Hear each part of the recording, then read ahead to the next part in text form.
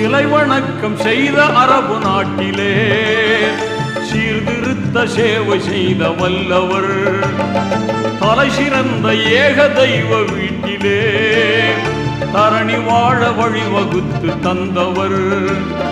தலை வளர்த்த காவலர் நபிகள் நாயகர். உருவமற்ற இறைவனுக்கு உண்மையானவர். உலக மக்கள் யாவருக்கும் உரிமையானவர்.